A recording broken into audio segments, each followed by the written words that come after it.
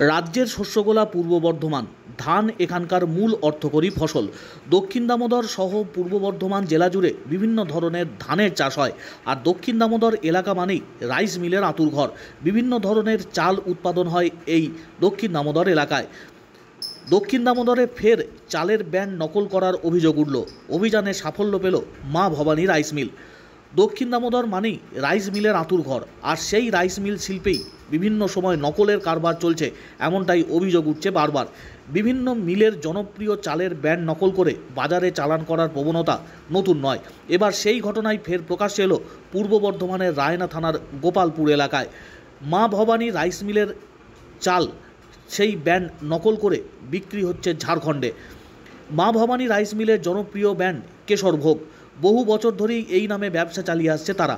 মিল কর্তৃপক্ষের দাবি এই ব্যান্ডের ট্রেডমার্ক তাদের নামে রেজিস্টার রয়েছে, কিন্তু গত এক বছর ধরেই কেশর ভোগ নামের নকল চালের বস্তা বিভিন্ন জায়গায় বিক্রি হচ্ছে বলে অভিযোগ উঠছে।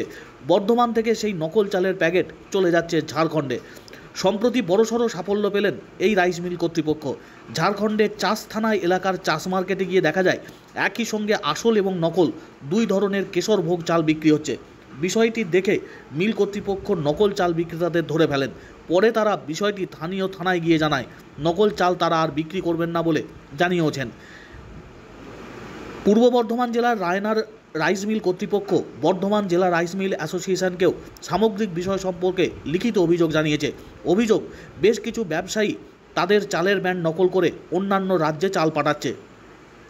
মিলের ম্যানেজার উজ্জ্বল মিশ্র জানিয়েছেন, চালের বস্তাতে মা ভবানী রাইস মিলের নাম, ফোন নাম্বার এবং ট্রেডমার্ক উল্লেখ থাকে, কিন্তু নকল বস্তাতে লেখা থাকে শুধুমাত্র MB রাইস মিল।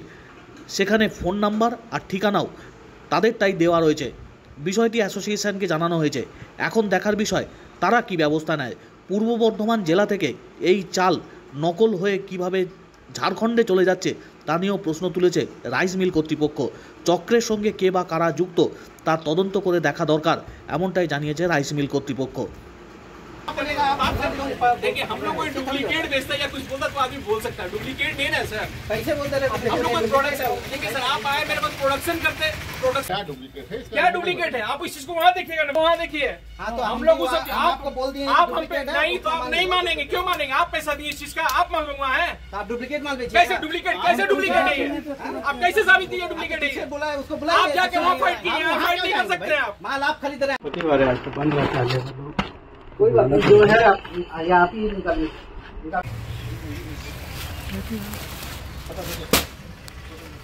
कितना पीस है ये?